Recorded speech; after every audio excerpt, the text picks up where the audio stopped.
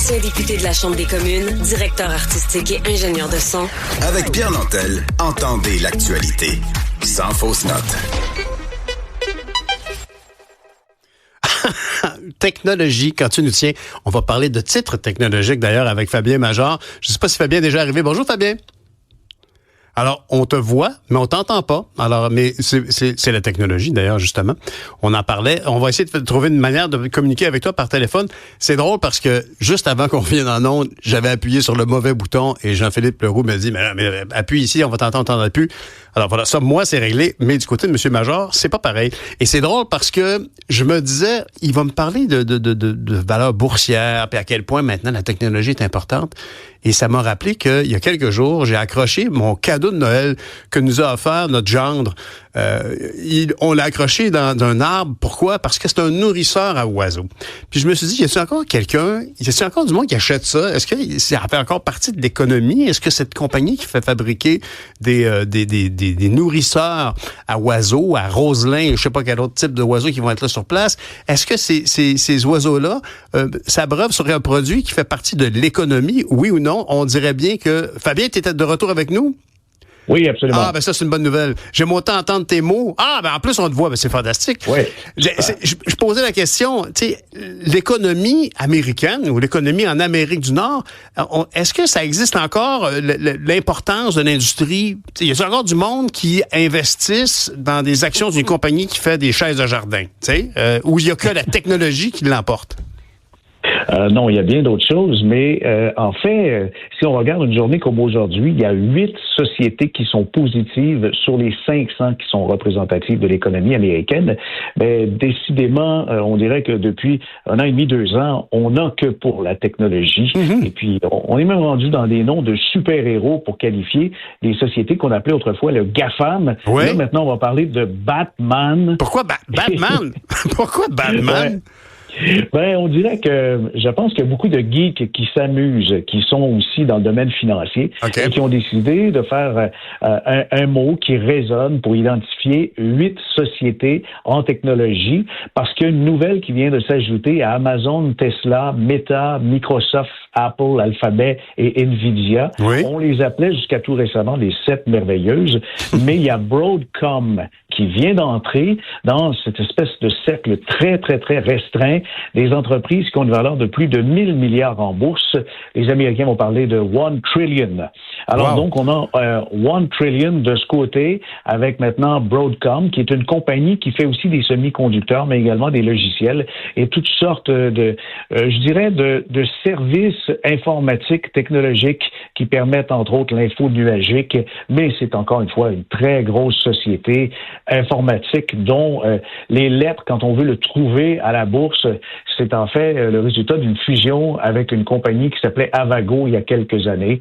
Mais c'est donc les lettres AVGO qui permettent d'identifier Broadcom, qui fait maintenant partie de ce qu'on appelle les 8 sociétés les plus, je vous dirais, les plus en vue maintenant dans le monde. Que vous appelez maintenant, donc, à cause du Broadcom, les Batman, avec 2 A, parce que les 2 A sont pour Apple, puis Alphabet, qui est la société mère de Google, si je ne me trompe pas.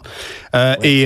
Et Facebook n'est pas là parce que c'est Meta. Mais dis-moi, donc, tu arrives et tu me dis que ce sont les seuls titres qui ont une valeur, qui ont une hausse, qui sont positifs actuellement sur les 500 compagnies? Non, ce ne sont pas les seuls aujourd'hui. C'est en fait le fait que ce sont les plus en vue, mais d'ordinaire, si on regarde les indices, la plupart du temps, en 2024, tout était au vert. Il y avait quelques sociétés qui perdaient dans la journée, mais aujourd'hui, c'est une journée difficile sur les marchés, et je ne peux pas vous dire précisément lesquelles 8, parce que ça change presque à chaque seconde, mais il y a moins de 10 sociétés qui sont positives aujourd'hui sur l'indice SP500 de la Bourse de New York. Puis tu me parles, puis t'es pas en train de pleurer, là. C'est pas un drame qu'il y ait juste 10 compagnies qui sont positives actuellement.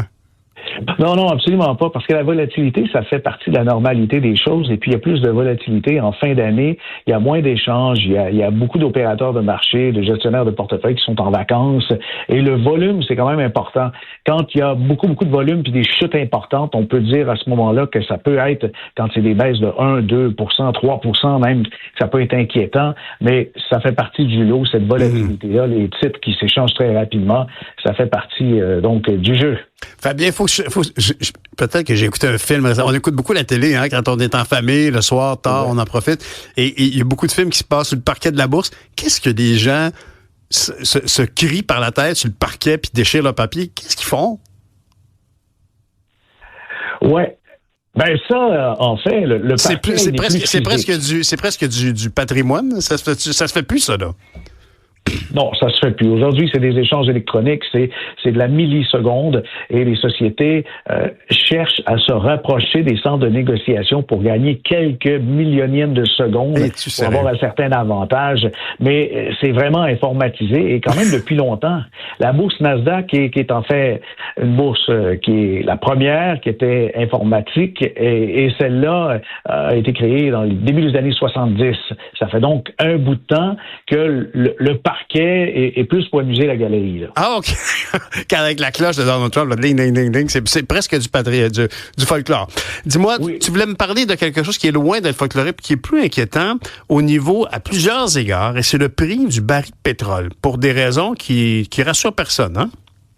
Oui, effectivement, parce que la Chine, on dirait qu'elle a de la difficulté à retrouver son rythme de croisière. C'est un ralentissement économique depuis plus de 2 ans maintenant, récession. Les Chinois aussi sont passés maîtres dans l'art de camoufler les vrais chiffres. On ne peut pas se fier aux données officielles du Parti communiste, mais le ralentissement, il est vraiment mesurable et on le fait avec des commandes. Des pays qui, par exemple, sont les pays occidentaux qui ont la grande transparence de tous les chiffres économiques, ben, on est capable de recouper des données avec des fournisseurs, avec des sociétés publiques et voir comment va l'économie chinoise. Et définitivement, ça repart pas et pas très vite. Et un bon pouls du marché, je crois, c'est le prix du baril de pétrole parce que quand, évidemment, il y a beaucoup de construction, il y a beaucoup de déplacements de gens avec des voyages. Les capitaux roulent, évidemment, on consomme plus de pétrole et le prix du baril augmente. Il a déjà dépassé les $100, on le voyait il y a quelques années, même peut-être atteindre les 200. Mais pour 2025, il devrait se stabiliser autour de 74 $ le baril, c'est en dollars américains, mais on se dit que si ça bascule et que finalement l'économie chinoise ne repart pas de plus belle, puis il y a même des ralentissements qui s'observent partout, c'est possible aussi un ralentissement aux États-Unis. Là, on verrait, par exemple, un prix qui descend sous les 50 $ et il pourrait y avoir un effet domino et ça entraîne encore plus de problèmes économiques et de ralentissement un peu partout. Le pétrole, on aimerait bien s'en passer, mais c'est pas le cas. Puis c'est avec la consommation de pétrole qu'on est capable de voir s'il y a beaucoup d'importations, d'exportations. Le transport aérien, évidemment, il est dépendant de la consommation de pétrole et c'est avec le prix du pétrole parfois qu'on peut voir si l'économie repart, mais là, on est pas mal moins sûr pour l'année 2025. Et ça pourrait avoir d'importantes conséquences au Canada, parce que même, comme tu dis, si on aimerait ça passer à un autre type d'énergie, on a quand même beaucoup investi en tant que citoyen canadien à soutenir l'industrie pétrolière en Alberta, et ça pourrait avoir un impact direct sur les redevances, sur le prix du baril de pétrole canadien. Oui, bien sûr. Puis les tarifs avec les États-Unis, je pense que c'est du sable de plus dans l'engrenage économique pour le Canada. Puis c'est inquiétant de savoir qu'on a une forme d'instabilité politique alors qu'il y a de grands enjeux. Ça, c'en est un important. Comment le Canada pourrait diversifier son économie davantage? Comment on pourrait faire pour augmenter la productivité? Est-ce que c'est continuer à soutenir l'industrie pétrolière? Poser la question, je pense y répondre aussi, là, mais définitivement, le Canada n'a pas une économie aussi diversifiée que l'économie américaine ou même européenne. Et il y a des gros défis. Et Fabien, est-ce que je me trompe, ou il y a quelques années, on a vu le prix du baril de pétrole canadien descendre à presque rien à un moment donné, parce que le prix du pétrole canadien est différent du prix international. Il y a différents types de pétrole et le prix du pétrole canadien peut être affecté très fortement. Il l'a été il y a quelques années. Oui, il est beaucoup plus léger. C'est un pétrole qu'on paie moins cher. Parfois, c'est 30-40% moins cher que le baril qui est utilisé, en fait, comme c'est le Brent de la mer du Nord, souvent, qui est celui le plus utilisé. Mais le Texas, c'est aussi le baril qui provient du Texas. C'est comme un étalon. En fait. Bien sûr, c'est un étalon et ça indique le prix. Ici, celui-là vaut tel prix. Celui qui est moins demandé va valoir moins cher. Puis celui qui est plus demandé va valoir moins cher aussi. Tout le monde. Oui, effectivement. OK, on ne sait jamais ce qui nous prend. Ben oui, voilà, puis on a investi beaucoup de sous là-dedans, alors il va falloir avoir des politiciens, des politiciennes qui voient ces enjeux-là et qui ne voient pas trop à courte vue. C'est ce que je nous souhaite, hein, Fabien. Merci beaucoup. Merci, Fabien. Surveillons nos finances. Salut, à bientôt. Salut.